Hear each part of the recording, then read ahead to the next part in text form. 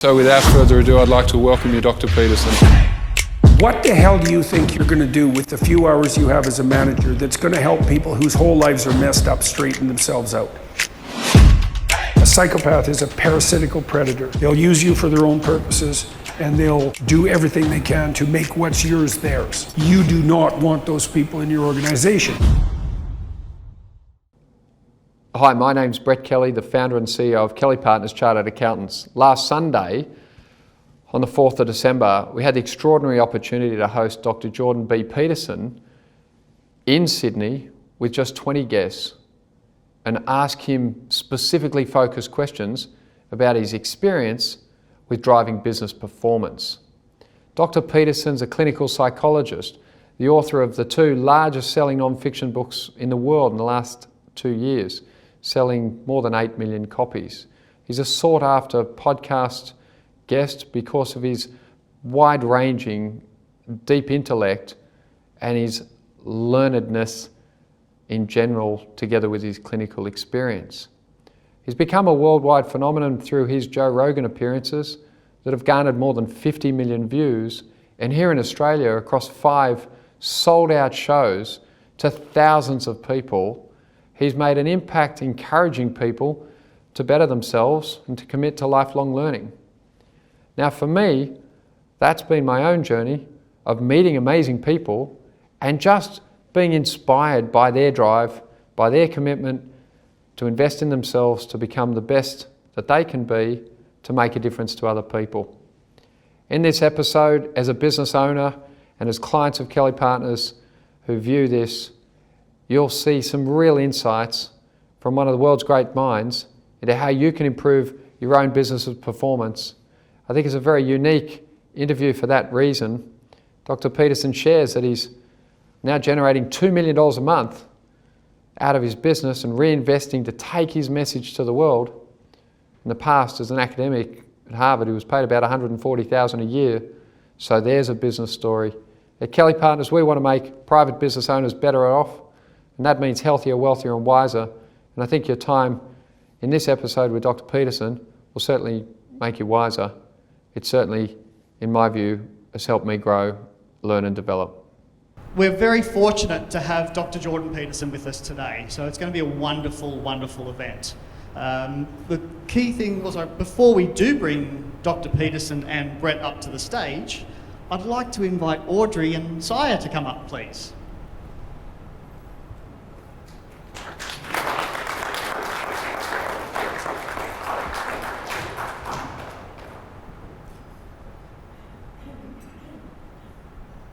Who would like to go first? Hello everybody, and today Saya and I are going to be reading Dr. Peterson's 12 Rules for Life and Antidote to Stress. For chaos. Rule 1, stand up straight with your shoulders back. Rule 2, treat yourself like someone you are responsible for helping. Rule 3, make friends with people who want the best for you. Rule 4, compare yourself to who you were yesterday, not to who someone else is today. Rule 5, do not let your children do anything that makes you dislike them. Rule 6, set your house in perfect order before you criticize the world. Rule 7, pursue what is meaningful, not what is expedient. Rule 8, tell the truth or at least don't lie. Rule 9, assume that the person you're listening to might know something that you don't. Rule 10, be precise in your speech. Rule 11, do not bother children when they are skateboarding. Rule 12, pet a cat when you encounter one on the street. And this is Dr. Peterson's other book called Beyond Order with 12 More Rules for Life. Thank you.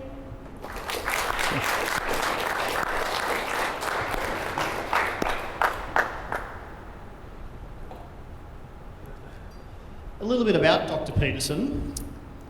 Jordan B. Peterson is a professor of psychology at the University of Toronto. Raised in the frigid wastelands of northern Alberta, he has flown a hammerhead roll in a carbon fibre stunt plane and built a Kowagel ceremonial big house on the upper floor of his Toronto home after being invited into and named by that Canadian First Nation. He has taught mythology to lawyers, doctors and business people. consulted for the UN Secretary General, helped his clinical clients manage depression, obsessive compulsive disorder and anxiety, and lectured extensively in North America and Europe.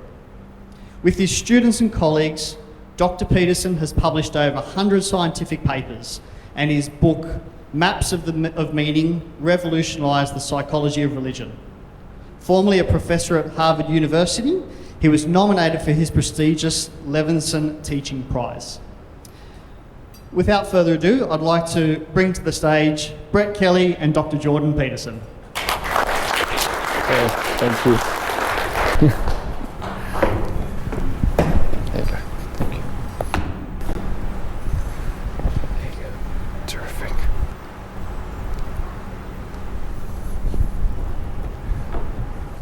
Ladies and gentlemen, it's a huge honour to have Dr. Peterson here with us today, and we have 45 minutes to seek his wisdom. And so without further ado, I'd like to welcome you, Dr. Peterson. Thank you. Thank you all for coming, by the way, on this beautiful day. Good to see you all. Hopefully we'll have fun and learn something, perhaps, all of us.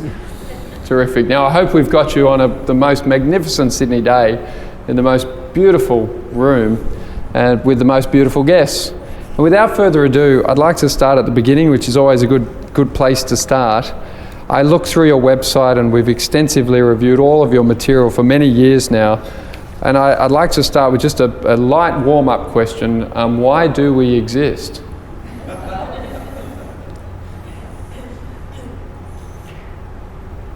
I think optimally we exist to have something like a playful adventure.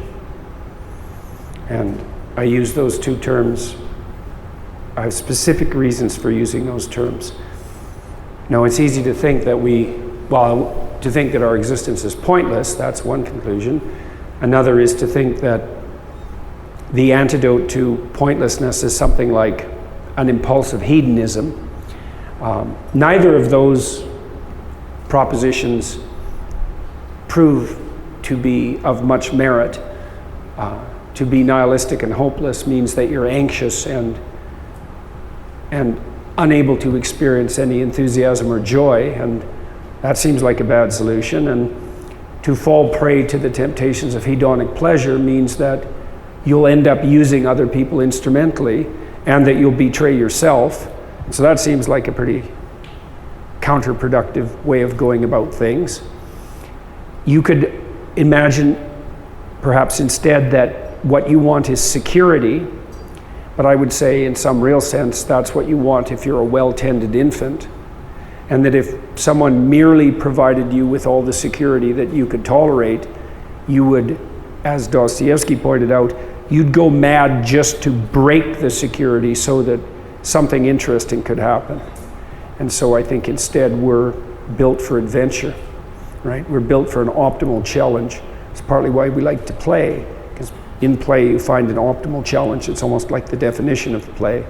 And so if you can organize yourself and the world optimally, then you have adventure, and maybe you have the adventure of your life. And if you can do that brilliantly, then you can do it in a spirit of play.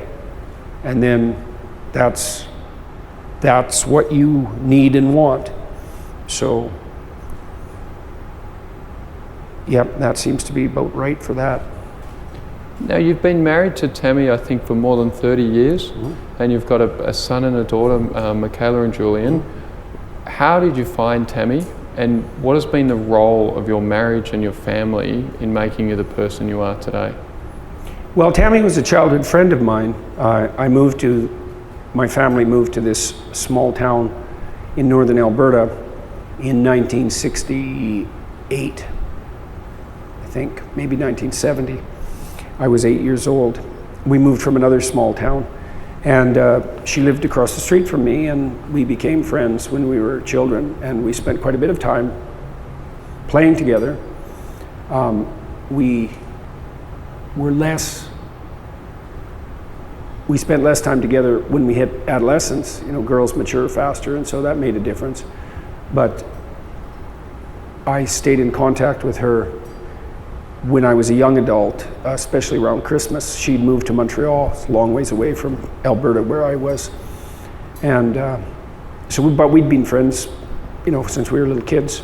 And I knew when I was very young that I wanted to marry her. Like, I knew that when I was 8, I think. I told my dad that. So, and I think she knew that too, and, fought against it. But I prevailed in the end.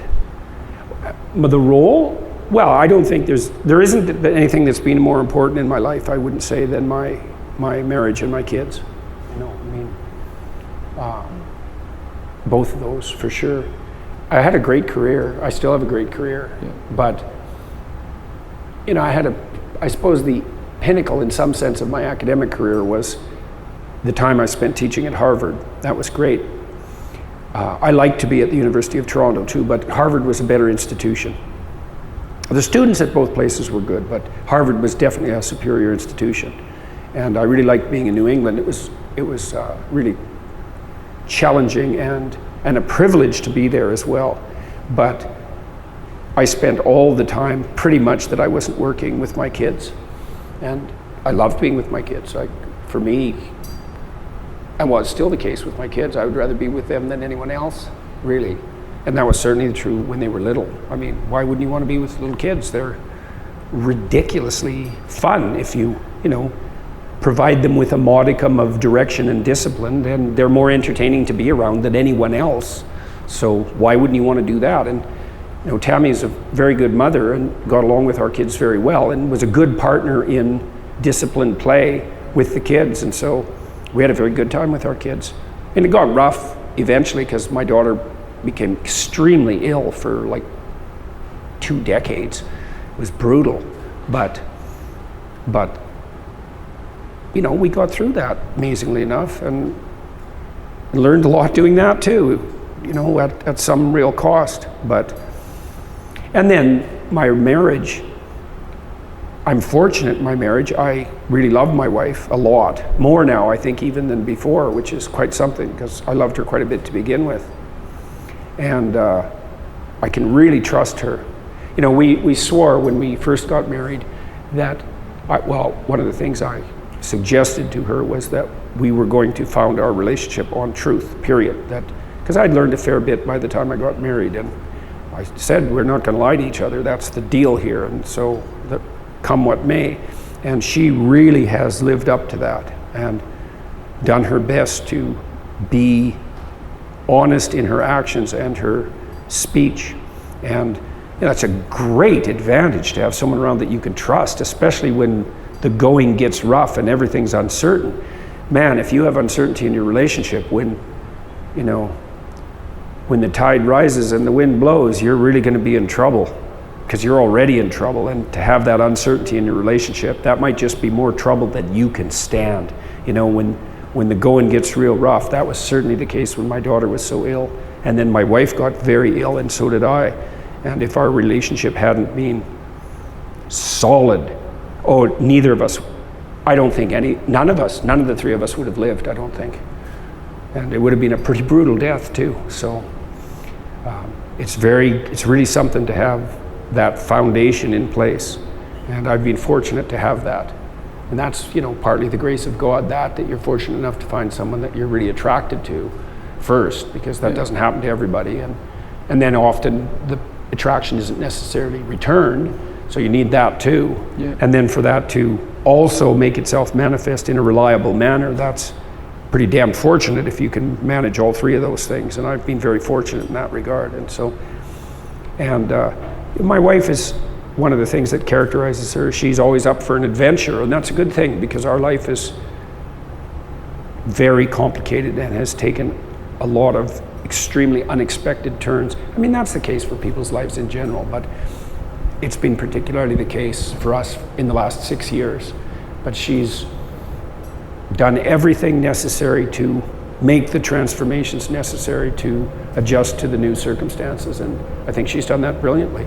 So it's been very helpful. So do you think that, I've heard you speak a lot about truth being the foundation of your relationship. What do you mean about that? And when you had this sort of free speech situation with the university, did it help to know that your wife shared this sort of commitment to truth? Well, yeah, I mean, she was just last night at the talk I did in Sydney, she was joking about this because when I sort of rose to notoriety, let's say, when I publicly objected to a law that had been passed in Canada that made pronoun usage, the new pronoun doctrine, mandatory. And I thought, well, I'll call you what you want to be called, likely, assuming I don't think you're being manipulative beyond belief. But I'm not going to do it if the government tells me I have to. It's like, sorry, you don't get control over my tongue. I don't care what your moral claim is, compassion or whatever it is. And I came down, I remember this quite clearly, we all do. I had started to play with YouTube at this point. This was back in 2016, and I didn't know what YouTube was, and neither did anyone else. But the fact that you could put video online that was universally accessible and that was permanent struck me as a revolution, like a printing press like revolution, right? Because now all of a sudden the spoken word and video was as permanent as books. And that's something, man. Especially because more people can watch and listen than can read, and maybe 10 times as many, like way more people. So I thought, well, I don't know what this is, but it looks significant. And so I had already put a lot of my lectures online. By the time I made the political videos, I probably had 100 or 150 hours of lectures online. Yeah. And there was a growing audience for that.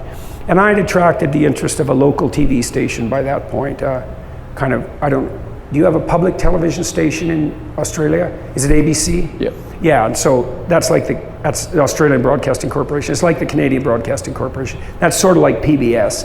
There's a local branch of that in Canada, a variant called TV Ontario, and it basically served an area of about 8 million people. And they had filmed one of my courses and made a 13-part series out of that, which was kind of out of the ordinary. And so I'd started to grow a bit of an online audience. But I came down when a bunch of things happened at the same time. The government passed this bill, and then the university was implementing diversity, inclusivity, and equity training that was mandatory for its staff, and I was having none of that. And so I came down, I was all bitchy about this, and I said to my wife and my son, I said, there's something wrong here. I need to say something about this. I thought I might make a YouTube video. What do you think? And I think my wife said, go ahead, what's the worst that can happen? So I made 3 10-minute videos, and I mean, it just created an explosion. We were just swamped by press by the next day. There were literally reporters lined up down the street. It was very strange because I didn't really expect that. I was experimenting. I thought, well, I don't like this law. There's never been a law in English common law history that required the citizens of a democratic country with an English common law tradition to state something involuntarily. Like, there are restrictions on hate speech, although I don't agree with most of those, by the way. Those are laws saying what you can't say. There had never been a law mandating what you had to say. And in fact, in 1942, the American Supreme Court stated bluntly that no such law is allowed to exist. And so I thought, I don't know what's up with you people, but you're crossing the line here. And so I made that case. I also pointed out, I believe in the same video, certainly when I was testifying before the Senate, because I knew this was going to happen, I thought, okay, so now all of a sudden people can just switch their gender by whim, and they can impose that requirement on other people. It's like, okay, first of all, no. And second, don't you think you're going to confuse young people? Like, especially with those who are already really confused? Because you imagine there's kind of a hierarchy of confusion like there is of poverty. And there's a lot of confused people out there, way more confused people than non-confused people. And some of those confused people are so confused, they're barely surviving. And then if you just confuse them a little bit more, you just tip them into catastrophe. And I said that. I said, you're going to take confused young women, because they're the ones that are most susceptible to this, and you're going to devastate them. For every trans person you hypothetically save, and there'll be damn few of those, you're going to destroy 1,000 kids. It's like, no, we're just doing this all out of compassion. It's like, you don't know what you're doing. I knew the literature on psychogenic epidemics.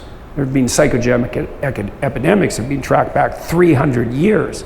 And the most likely participants in a psychogenic epidemic are young women. It's always been the case. Cutting, bulimia, anorexia, hysteria back in Freud's time. There's endless examples of this.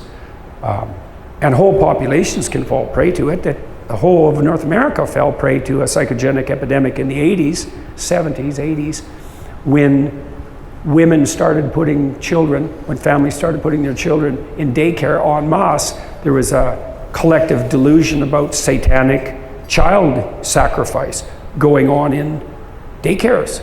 And that was a scandal for like 4 years. And there was never any evidence that any of that was occurring, by the way. But these things happen repeatedly, and I thought, anyways, I said, that I was going to do this, and my wife said, go ahead. You're always talking to us about it. If you have something to say, say it. So I did. And so knowing when the maelstrom came, how did your wife react?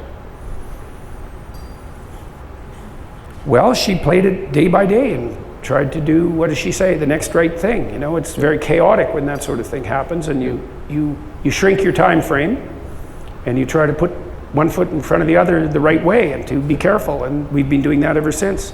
And so the two books, where do they come from? Did they come out of this time? Had they been running around in your mind? No, not really. You'd put them on Quora, but yeah. Where did the idea... The first book I wrote, Maps of Meaning, is a very dense book, and I didn't really write that for an audience. I wrote that book to figure something out. So it was a sustained exercise in thought, and it took me about 15 years to write it. I wrote about 3 hours a day, and I was really trying to understand the relationship between belief and emotional regulation. And I was curious. What was driving me in part was the observation that people become extremely defensive about their beliefs. So obviously beliefs play a role in emotional regulation, because if you challenge someone's beliefs, you dysregulate them emotionally. And so that's a real mystery. Like, what is it about belief that regulates emotion? And why are people so hell-bent on maintaining that emotion that they'll tie themselves in knots to serve their own beliefs, but they'll do atrocious things to maintain the primacy of their ideology, let's say. The worst things you can possibly imagine, and likely things far worse than you would ever want to imagine. And so, for me, that was the deepest mystery of the 20th century, right? It's the mystery of Nazi Germany, let's say, or the mystery of Stalinist Soviet Union. It's like, what the hell is going on there? And so, I spent a lot of time thinking that through, like obsessively, really for a decade and a half, more than that. And then I lectured about it for 20 years, trying to take the more complex ideas that I'd been working through and make them communicable. Yeah. And then an agent contacted me before I sort of exploded onto the public scene, and suggested that I write something that was more accessible. And I had played around on this website called Quora.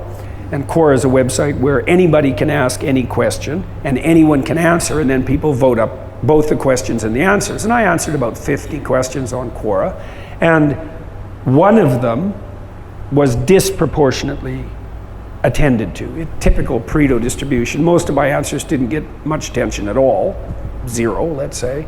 A few got quite a lot, and one got a tremendous amount. It was one of the most popular questions and answers that had ever been put on Quora. And it was a list of 42 rules. Some kid had asked, do you have any guidelines for how a young person might live a successful life? And so I wrote down these 42 rules pretty quickly, and that took off. And so when this agent contacted me, I thought, well, we already have a market test here.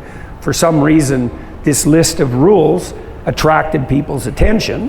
And so maybe it's because in a world that celebrates, hedonistic freedom, it's time for some rules. Who knows? And so I talked over with her the possibility of, first of all, I thought I might write something short about Old 42, but then when I started really delving into it, it turned out that what I was writing per rule was longer, and so then I picked a subset of 12 that had some narrative coherence. There was sort of an implicit story across all 12 rules, and then that happened to dovetail with this explosive attention that my political stance took, and so all of that just aggregated. Okay. So given your background as a clinical psychologist, and most of our clients are in business, what can we learn from your research around building businesses, around clarity of mission, clarity of values, how to find people that are aligned to those ideas, how to get the best out of people? How do you think about what you've learned? Well, I did a lot of business consulting. So for about 15 years, my colleagues and I at Harvard and at McGill developed a set of screening tools to help people hire better employees. And the reason we did that for two reasons. There was a paper published in 1992 showing how much economic impact even a slight improvement in hiring accuracy produced. And so imagine, so this is how a business works. This is worth knowing, these things. So first of all, the square root of the number of the people that you employ will do half the work. Okay, so if you have 10 employees, 3 of them do half the work. But if you have 10,000 employees, 100 of them do half the work. Okay, and that's a stable law across all enterprises that require creative production. It doesn't really matter where you look, you get the same pattern.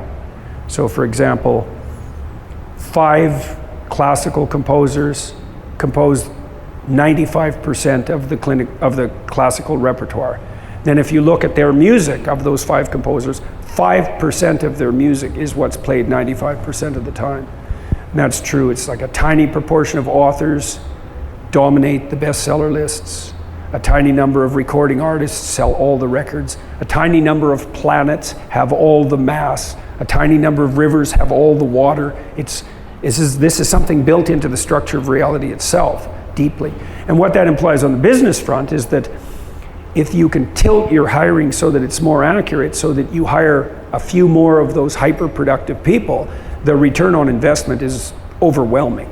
And there are formulas that now enable the calculation of return on investment per increment of hiring accuracy. That was all worked out in the 90s. And I had been working at McGill.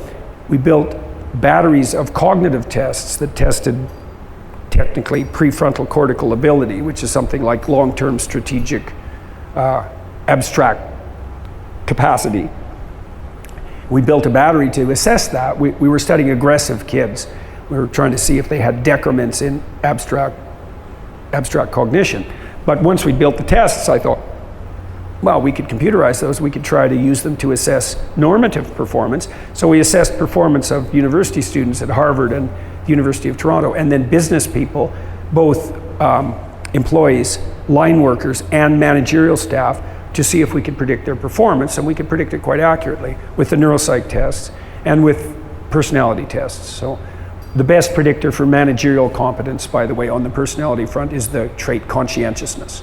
And if you use a valid test of conscientiousness, it can help you hire more suitable managerial candidates. If you want to hire creative people, you have to use a different personality test. You use a test that assesses openness. And so if you're after entrepreneurial ability, you look at a different trait. But those are the kind of 2 broad categories you're looking at on the employment front. You're going to have your managers and your administrators, and they need to be conscientious. And you're going to have your creative types, entrepreneurial types, and they need to be high in openness. And they are not the same people. And you likely need more of the conscientious types than of the creative types.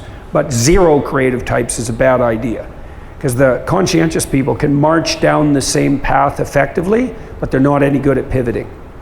And so they can't adapt well to transformation. And creative people, by definition, are the people who are at the forefront of adaptation to transformation.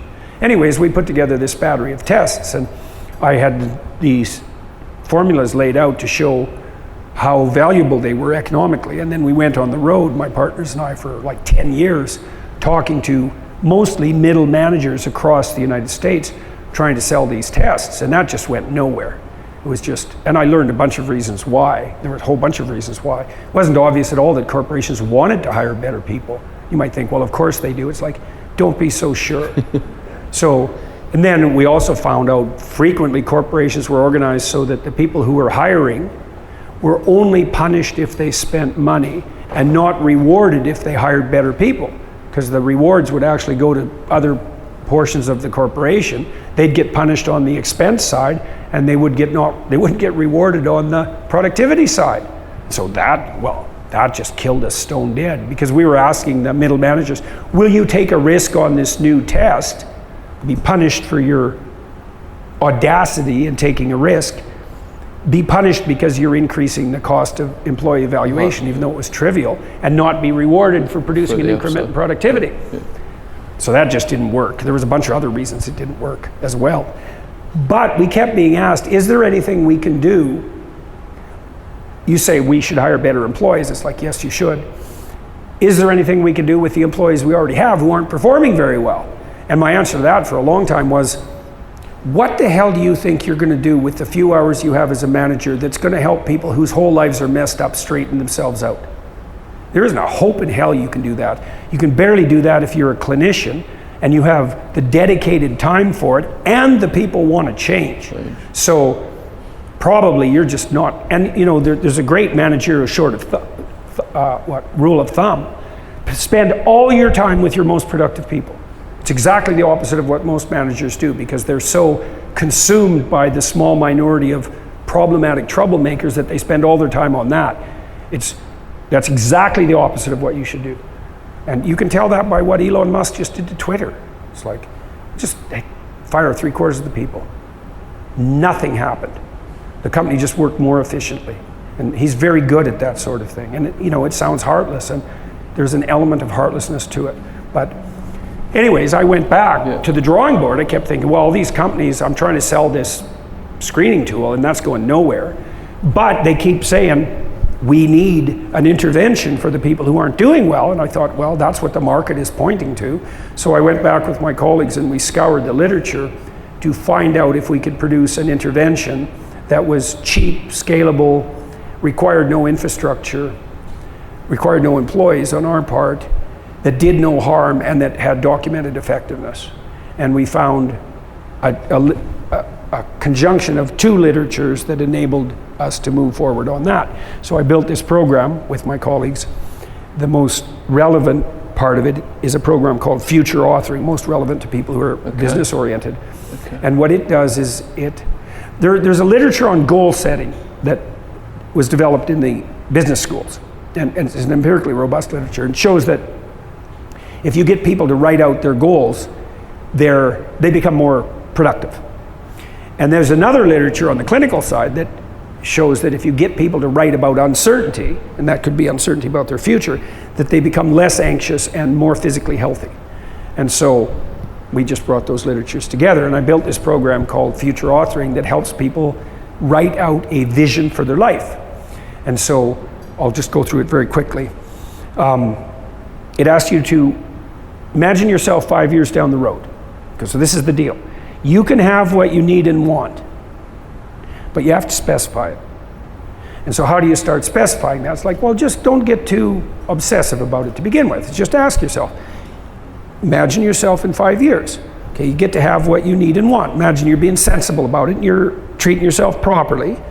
What could your life look like if you could have it? Write it down. Don't edit, don't second guess, don't get perfectionistic, just get it down. Then reverse it. If you let your bad habits get out of control, just exactly what sort of hell could you find yourself in 5 years? And everybody has some sense of that, so you can write that down. Now you've got something to aim at and something to run away from, and that's maximally motivating. Then we say, well, take your positive vision, let's differentiate it. Here's 7 domains. What do you want in an intimate relationship? What do you want on the family front? What do you want in relationship to your friends? What do you need and want with regard to your job or your career? How are you going to take care of yourself mentally and physically? Do you have a plan for your education? And we've added another one recently. Do you have some plans for responsible civic engagement? And then again, same thing. If you could have what you wanted, what would it be like? Can you lay out a bit of a strategy for that, like an incremental strategy? Can you identify obstacles and pathways forward? And can you have some sense of how you'd keep yourself on track? And so that's the exercise. You can do it in about 90 minutes. It's probably better if you do it across a couple of days for a bit of time every day and sleep in between, but you can do it in 90 minutes and you can do it badly. And I've done this with executive MBA programs. But we tested it in 3 different universities. We raised the students' grade point averages 35%, which is a killer increase. We dropped the dropout rate by 50%, especially among young men who weren't doing well, especially among minority young men who weren't doing well. So that was fun. And so that's online. Now, you might ask yourself, if you're a business owner, say you wanted to maximize the productivity of your employees and increase their stability. You might say, well, there's two things you could do. You could have them think through and write out how they would be better employees, or you could have them think through and write out how they could have a better life. And there is experimental evidence matching those 2 approaches against each other, and it's quite clear that if you get people to develop a vision for their life, they become more productive, and quite a lot more productive. And so you might imagine what you're doing is you're aligning your interests. So somebody who's working for you that's going to be productive needs to know, why the hell are they working for you? And if the answer is, well, they have no vision for their own life, they don't have any reason to work for you, because they don't have any reason to do anything. And so they need a reason for doing what they're doing, and that would be this vision of what their life could be. And then they need to see how their job serves that vision. And if that's the case, then their interests are aligned with your interests, and then you don't even have to supervise them. And that's the sort of business partnership you want too, right? You want a business partnership with someone who you don't have to keep in line. You want to know that they're doing it for their reasons and you're doing it for your reasons, but those dovetail. And then you've got a productive collaborative partnership. And this program, Future Authoring, like it's dirt cheap. It's $15, like it's free. And it certainly won't hurt anyone to do it, which is also, you don't want to produce an intervention that might have negative consequences. We have overwhelming empirical data that it works, plus there's a huge research literature on goal setting that suggests the same thing. It's like, have your employees do it. So and I would say set aside some time, have them do it in the morning and say, look, guys, just spend 2 hours, do this program, do it badly. No one reads it. It's completely private. It's not reviewed. Yeah. So that'll. Would you do it up front? Would you do it during recruitment? Would you do it once people come on board? I don't think it really matters. Yeah. I don't see any reason not to have people do it when you're onboarding them, when you're recruiting them. Yeah. And you say, well, it's part of personal development. Yeah. That's such a shallow phrase, though, in some sense. It's like, well, how the hell do you expect your employees to be motivated if they have no purpose in their life? Like, that's not going to work. They need to know why they're doing what they're doing. And even if the job you've given them is extremely difficult, painstaking, requires a lot of discipline, a lot of attention, if they know why they're doing it, well, then they're going to be on board. It was so cool to see. The best study we did was at this place called Mohawk College. It's a trade school. And as I said, the program had the biggest effect on young men, but minority young men, but it also had the biggest effect on the young men who did the worst at school and who had the least coherent vision of why they were in college. So all they did to do was to come up with a purpose they actually generated, and they were half as likely to quit school. And then the staggering thing was, it's so appalling. We did this program at this Mohawk College, and then we worked with them for 10 months to integrate the system with their systems. We shouldn't have never done that because it was already simple to use, but it was a university and they're impossible. So we worked for 10 months with them, and then they just scrapped it. It's like, and I thought, we dropped your dropout rate 50% for $15. It's like, what the hell is wrong with you? And the answer is, we don't really care if our students stay in school. You know, we care that they pay their tuition. And we're not rewarded for their performance. It's like, yeah, no kidding, you're not. It was no university has picked it up. We have 3 published papers in good journals, and I've publicized it a lot. We haven't been able to get a single institution, higher education institution, to use it. Even the institutions we did the research at, it's like, so how often, okay, guys, fair enough. Dr. Peterson, how often should, if you do the future authoring program with your people, should they review it annually, 6 monthly? That's a good, not too often, Yeah. you know, because once you make a plan, you should go and implement it and then learn, because otherwise you're just second guessing yourself all the time. What I would say really is lay out your plan, implement it, and once you've implemented it and learned, like it's either going to be successful or it's going to fail, and you'll know why, but run it, and then once you've run it, maybe you've succeeded in all your goals, well then it'd be time to do it again. You know, and there's some rules of thumb for that too, because you might say, well, let's say you're pursuing something and you change your mind. Well, that's a problem, right? Because are you running away or are you flexible? And that's a very difficult distinction to make, because you might be changing your mind because you're too lazy and useless to pursue your goal. Or it might be wise to make a change.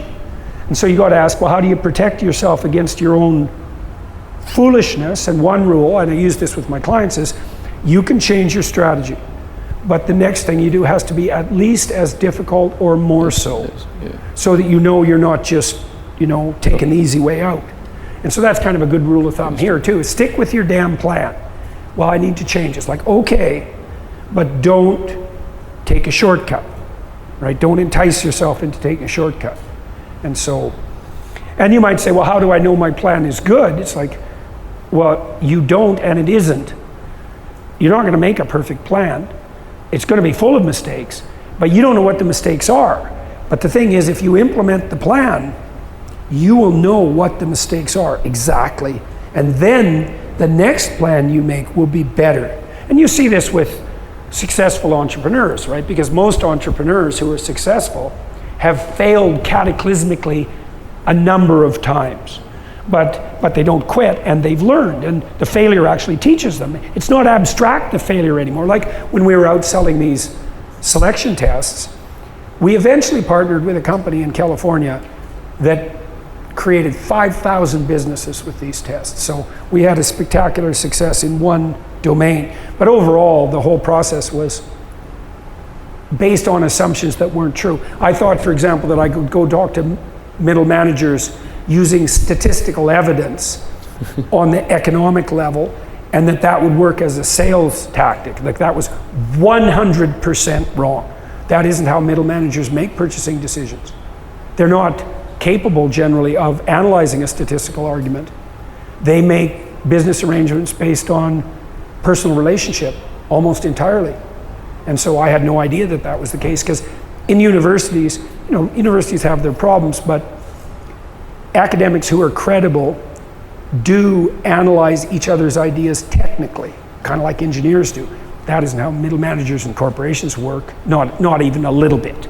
So I was out of my league in anthropologically, and so I failed to make that enterprise a success, although we had this success in California. But it got us to the next stage, which was we produced another program that actually addressed what the market was requiring, which turned out to be remediation for less optimally performing employees, say. And we tried also selling that to corporations. That didn't work very well either, and so we just sold it to individuals, and that's worked like fine. Thousands of people use it. I don't know how many we sold, hundreds of thousands now. And that's really nice, you know, because people write us and say, oh, I did your future authoring program, it really changed my life. It's like, good, great, hooray. So you could use it in a business context? Oh, definitely, yeah. Can I ask you, you've written about the impact of introducing into a team a low-performing person, and how devastating that can be. Can you explain to our audience more on your thinking around that? Well, in this California enterprise, so this gentleman, his name was Adeo Resi, he ran early stage tech incubator. It was the world's earliest stage tech incubator. He was deeply involved in the Silicon Valley community and was interested in venture capital. He actually produced a website that produced a big scandal when he first produced it, which allowed those who had contact with early stage investors to rank order their experience and to rate the early stage tech investors. And that caused quite a scandal. In any case, he became interested in the earliest stage of investment. So you imagine the first round is something like friends and family, let's say, and then maybe you bring in an angel investor, and so there's kind of a hierarchy of investment. He was interested in helping people at the earliest stage of the development of their entrepreneurial ideas, even before friends and family. So he started these schools all over the world, 130 of them, to bring people together in groups of 50 who had jobs but who were entrepreneurially oriented, to walk them through the process of developing a detailed business plan and a marketing plan, and to get their business on a productive footing. And then he used my tests to screen for those with an entrepreneurial temperament. And so for managerial skill, you want intelligence and conscientiousness. For entrepreneurial skill, you want intelligence and openness, which is the creativity trait. And open people are people who, if you give them an idea, it'll spark a bunch of other ideas. So they have a low threshold for the co-activation of ideas. And it's a biological predisposition, that creative impulse. And entrepreneurs that's the pool they're drawn from. But what happened to Dale was that we were pretty good at predicting who would be successful, but now and then, too often, he'd get a group of 50 people together, and there'd be 1 or 2 or 3 people who were toxic, who were troublemakers, and they'd just demolish the whole enterprise. And so then he came back to us and he said, I'm spending all my time with these troublemakers, can you help? And I thought, I don't know if we can identify people who are trouble psychometrically, but we developed 2 scales. One was a narcissism scale, very tricky one, because we force you to describe yourself in 2 narcissistic ways, and they both look pretty bad, but one is way worse than the other, although you don't know that. And so then we sum across your responses and see how often you've picked the truly toxic alternative. And then if you're in the top 5% of people who've done that, we suggest that you're like put on the sideline. And I also made a questionnaire that aggregated the symptoms of personality disorder derived from the Psychiatric Diagnostic Manual, the DSM. We did the same thing there. We found the worst markers of personality pathology, the most bad and the least bad, and we forced people to choose between them. So again, if I had to have you describe yourself in 2 unflattering ways, which would you pick? It's like one of these is really bad, the other just looks bad. You know, it's still not great, but it's not as bad as the alternative. And we were able to cut down the proportion of troublemakers enough so it wasn't taking up all his time. And that's something to know too, like one person, boy, who's the wrong person. You know, we know more about people who are real trouble. There's a lot of new research coming out. You can look this up if you want, on the dark tetrad. It's a constellation of personality traits. Psychopathic. So a psychopath is a parasitical predator. So they'll use you for their own purposes, and they'll do everything they can to make what's yours theirs. So Machiavellian people are manipulators. And so they're always, when they're communicating with you, their goal is to get what they can and use their language for that purpose. And so those are the sort of people, if you're negotiating with them in business, they'll conceive it as a victory if they get one over on you. And like, if you have any sense, if you're negotiating with someone in a business relationship, you don't try to win everything. You try to establish a reciprocal relationship so that you can trust each other. I mean, or otherwise, even if you do win, I really got one over on him. It's like, yeah, well, he'll probably return the favor at some point, and in the not too distant future, you know, when you're a little bit sleepier than you should be. So that's just not a good idea. So the Machiavellians are manipulators. The narcissists are people who kick down and kiss up. That's a good way of thinking about it, right? they take all the credit when something goes wrong and they distribute all the blame when there's a problem. And they want all the glory and they want to do none of the work. And that's a narcissist. And then there's the sadistic element. So Machiavellian, psychopathic, narcissistic, and sadistic. And sadistic people take positive delight in causing other people misery. And there's a lot of that behavior online. So one of the things that's really emerged lately, there's a research domain about this that's emerging, is that the really toxic players online are dark tetrad types. And the problem with online behavior is there's no constraint on it, right? So most of these people in the real world situation are boxed in, right? Because people just won't put up with it. But online, there's no inhibition. So they just have free reign. It's a really bad problem. Anyways, you do not want those people. You do not want those people in your organization. And if you're agreeable, so you can ask yourself, like, are you compassionate? Are you empathetic? Do you give people the benefit of the doubt? Are you willing to put other people's interests before your own? You might say, I'm like that. That's definitely me. It's like, fair enough. There can be some utility in that. You're a kind person. But you are definitely a sitting duck for someone who's psychopathic. And you might think, well, there are no people like that. It's like,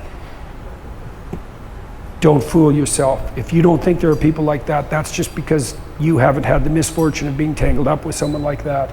Can you screen for that on the way? Can you screen We've been able to screen potential for that. employees on the way in on those dark traits? Yeah. And you know, that's a developing body of work. But we used very conservative criteria. Like, for us to reject a candidate, they had to be at the 95th percentile for, let's say, personality pathology. So, you know, you'd be the most psychopathic of 20 people. That wasn't enough to screen you out. That was just one warning. And so we were pretty conservative.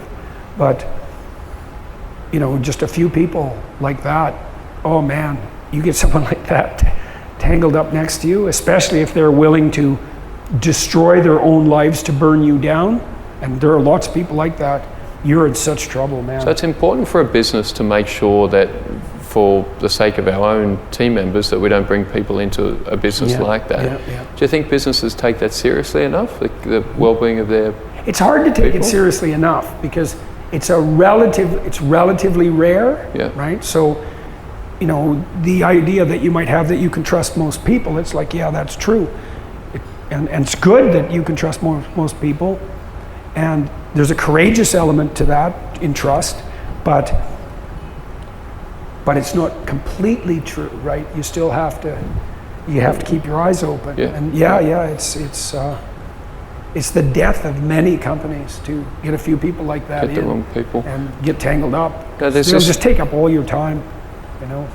There's a great quote that you shared that said that you had worked out how to monetize social justice warrior activists. I thought more of your business as the business of ideas, and found it refreshing that there is obviously an audience for substantive ideas. Well, I said that on the Joe Rogan podcast. Well, it was a joke, you know, because partly what happened was that once I became notorious, there were a lot of protests, and then I was inclined to make the protests public. And all that did was bring people to my website where they were watching my lectures, and that worked for me rather than against me. Well, so the most classic example of that, I suppose, was when I first released these political videos, the university came after me, and they were definitely plotting to fire me. They sent me 2 warning letters. You know how HR does that, 3 letters and you're out, basically. And I read those letters on my YouTube channel, which was quite fun. And I actually sent one of the letters back to my department chair because it wasn't written very well. And it was inaccurate. And so I said to her, look, I kind of liked her. I said, look, you know, if you're going to give me this letter, you guys are going to look like fools if you aren't careful about it. Here's a bunch of mistakes. You know, maybe you can think about correcting it. But they didn't. So I just read it online. And then there was a free speech protest, and then against me, and then there was a counter protest that was pro free speech that the students set up, and they asked me to speak. So I went to speak at that, and a bunch of psychopathic activists showed up, and I say that very precisely. So a number of them were female. They weren't necessarily psychopathic, but there were men who were accompanying them, and they were not the sort of people you wanted to be around. So there's, in the activist world, on the radical left side, there's a lot of females, and there's a lot of predatory males who are in there to be allies with the girls, and they are not the sort of people that you want your daughters associated with, let's say, or anywhere near you. And a number of them showed up that day, and they were doing things like blasting white noise at deafening levels and unhooking the amplifiers, and just being provocative, you might say. And on the way back into the office, I was shanghaied by a group of very noisy trans activists, and they were accusing me of having Nazis at my protest. First of all, it wasn't my bloody protest, and second, there aren't Nazis in Canada. Like, that's just not a thing. There aren't white supremacists, and there aren't Nazis. There's no history of that. It's just not a reality. Like, maybe there's one person or two somewhere who thinks that it would be cool to be a Nazi. But as far as it being a social phenomena that's actually a threat, it's preposterous. Anyways, they were accusing me of having Nazis at my But I protest. thought the bit that was missed was that the Gutenberg Bible was very controversial at the time, printing a Bible and giving a copy to everyone. You've made these comments about how YouTube makes video available to everyone. Yeah. What I see you've done across Patreon and podcasting, business speaking, your seminars, your deal with Shapiro, etc., is a whole new business model effectively for an academic. Well, with this protest, they filmed it. Yeah. Right, and then put it on YouTube. Everywhere. And they thought, well, I was done because they had protested me and filmed it, and it got millions of views, and all the commentary was negative in relationship to the protesters, like 99.9% of it. But that was an example of monetizing the social justice warriors. It's like they came after me, and I didn't publicize that. They did that themselves, but that happened continually, and that's why I made the joke. But then, I have an entrepreneurial twist, and when I made these programs that I described, the testing programs, my colleagues and I had rules for our entrepreneurial engagement. We wanted to make psychological interventions that were scientifically validated, that were easy to use, that were dirt cheap, that were scalable, that produced no harm, and that required no bureaucratic overhead, that produced documentable good. So those were our principles, and then we abided by them, and then I built other technologies on the same principles, and all the YouTube videos and so forth followed that pattern. Now, I'd also learned by that time that it's a good habit of mental hygiene, let's say, to run your enterprises on the profit basis, because it requires discipline. First of all, you have to produce something that people want. Well, why is that a problem? They want it, and you have to pay attention to what they want. That seems like a good discipline. And second, you have to run your enterprise efficiently enough so that you run a profit. And that stops you from wasting your time and everyone else's time. And so I ran everything I did at a profit. We thought about producing the future authoring program for free, and the personality tests that I've developed, which are available online, by the way. But I talked with my colleagues who are very wise people, and we learned very early on that free was definitely the wrong price. Now, it was hard to figure out what the right price was, although I think we seem to have got it right, because a lot of people buy the programs, and we can run at a profit and expand and grow, which is also something that profit allows, right? Is that if you're doing something useful and you make a profit, you can do more of it. Yeah. Like, how is that not a good deal? One of the things that everybody who's capitalistically oriented needs to understand is it's really about time to stop being apologetic about this. It's like, this is not only not a fault, being a greedy capitalist, it's actually a virtue. First of all, it's not easy to run an enterprise profitably with multiple people. That's very difficult. And then why again is that not just a positive good? You're providing people what they want, they're purchasing it voluntarily, you're doing it efficiently, and you're doing it in a way that employs people and can scale. Like, where's the oppression there? There's none. In fact, it's the exact opposite. It's doing exactly the opposite of what the critics claim. And it's really sad, in my estimation, that those with a capitalist orientation aren't on the offensive about this. It's like, we're not exploiting. You don't have to buy what we produce. It's being offered. It's a voluntary game. And I'm competing with other people who could hypothetically provide it at a lower cost and more efficiently. And I'm not conspiring to put them out of business by crookedry. There's nothing about this game that isn't straight. And so, we take these criticisms from the left that because you're successful, you're a exploitative predator. It's like, that's completely, now that doesn't mean there aren't people operating, in the financial arena who are using manipulation and deceit to get ahead, because you have the narcissistic types that I already talked about, and they game the system. But the fact that a small minority of players game the system doesn't mean that the typical small business owner, for example, is a crook. It's like quite the contrary. To run a plumbing business successfully, first of all, you have to be a good plumber, and that's not that easy. And second, you have to run an honest business, because who the hell's going to hire you a second time if you're a crook? And it's not like word isn't going to get around just like that. So it would be really good for people on the entrepreneurial and capitalist front to stop being apologetic about it. The other thing too, the data's in, it's absolutely clear. We've lifted more people out of poverty in the world as a proportion of the population than in the last 15 years than we have in the entire sum total of human history. And the only reason for that is because the idiot communists got wiped out in the late 80s and stopped interfering with economies around the world, allowing them to, struggle forward on a quasi-capitalist basis. And all of a sudden, we virtually eradicated poverty in 15 years. And that's all a consequence of the operation of the free market system.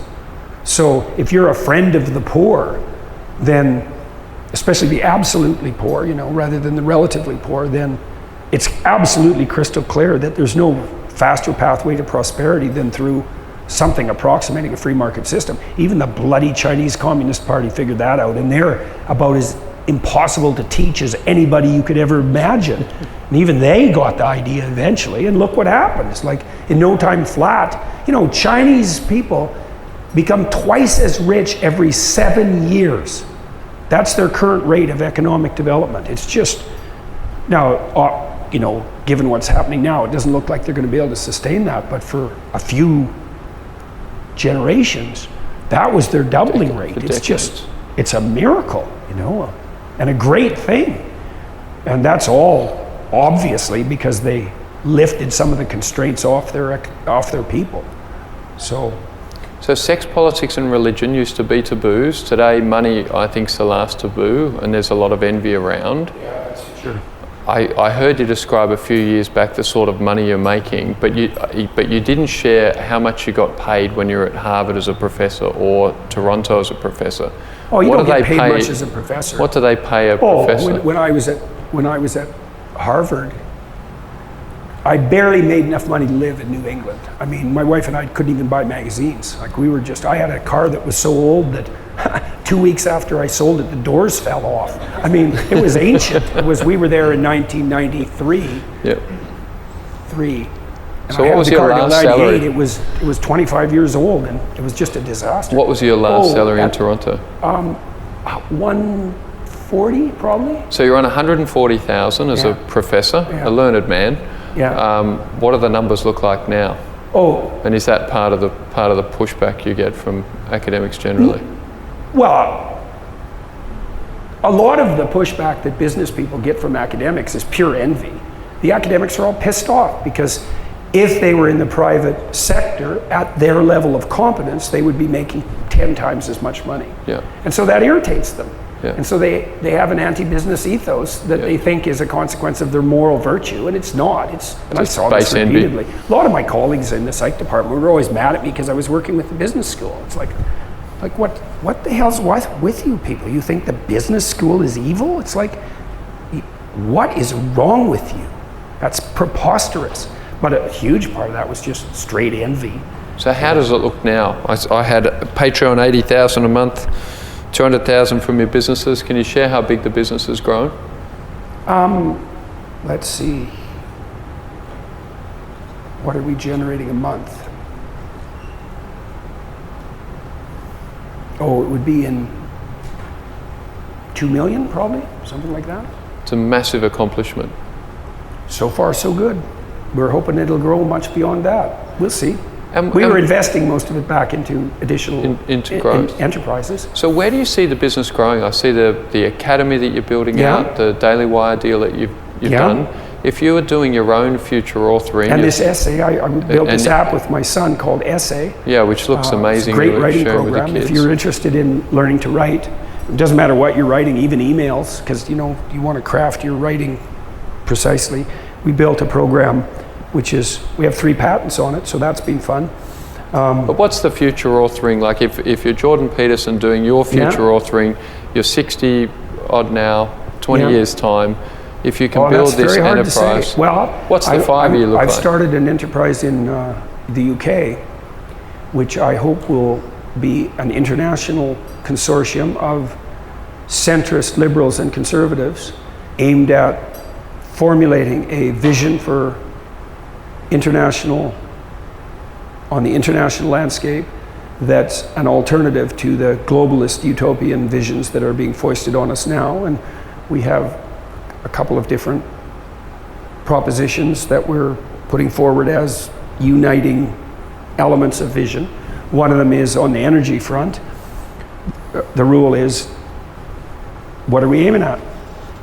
The cheapest possible energy to the largest number of people. And instead of insisting on this proposition that the only way forward to planetary sustainability is to tip already poor people into privation and starvation. It's like, if that's your vision, I'm not on your side. I don't care what your bloody reason is. Like, if we're concerned about the amelioration of absolute poverty, which we should be concerned about, it's clear that the fastest way forward to ameliorating absolute poverty is to make energy cheap. Why? Because energy's work, and work ameliorates poverty. It's crystal clear. And so whenever we take a step to elevate energy costs, all we're doing is hurting the poor. And then you might say, well, there's limits to growth. It's like, are you saying that personally, or are you saying that for other people?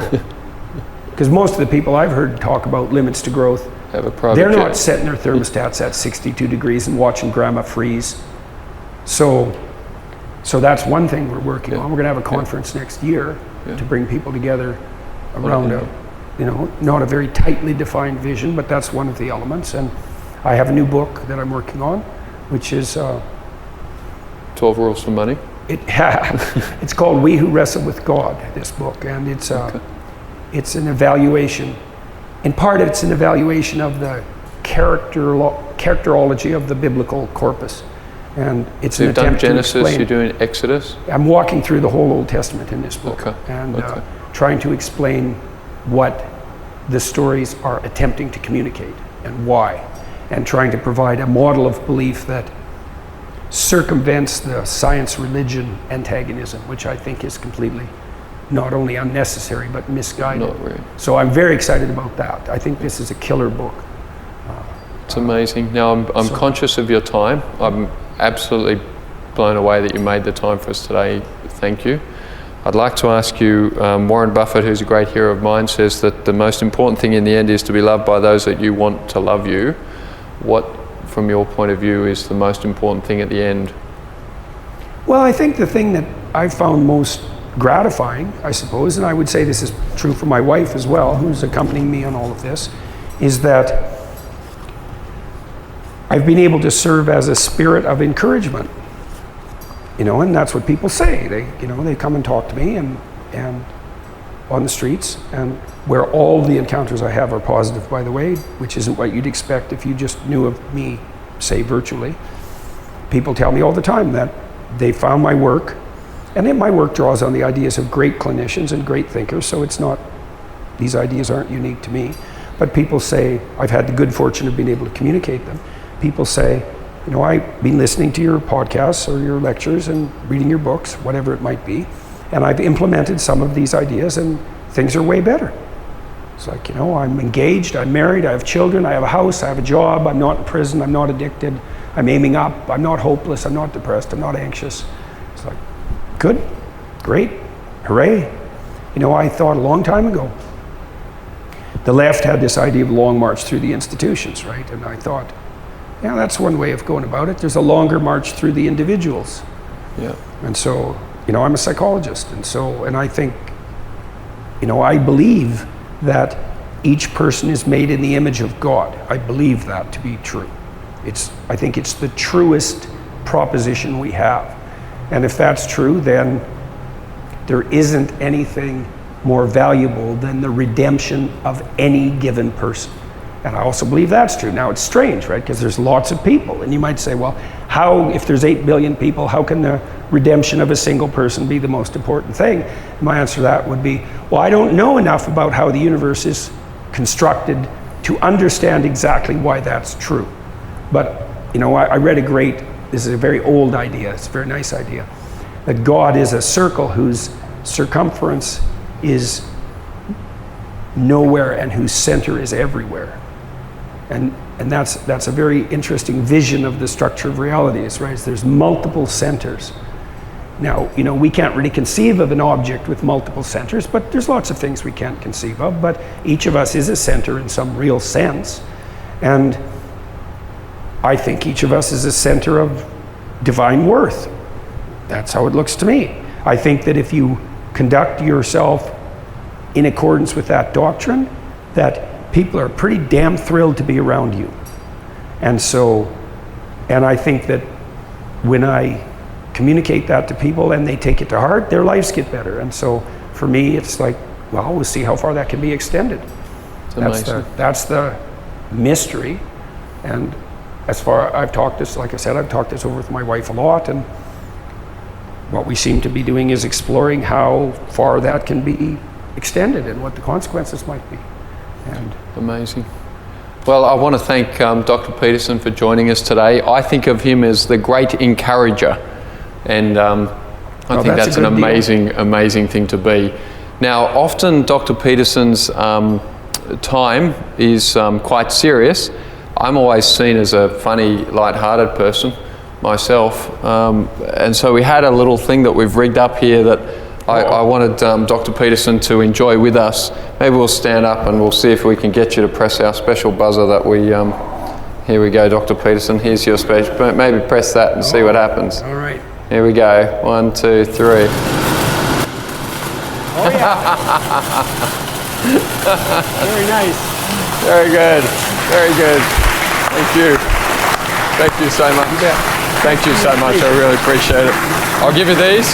Here's my big box of books. Well, thank you. I wrote them since '98. Oh yeah, every 7 years. That's quite an accomplishment. Much appreciated. So 3 years for Dr. Peterson. Is that? Yeah, that was the idea. Yeah, very nice. Hooray. Good to meet you. Thank you so much. Thank you all very much. Thank you. Very nice to see you.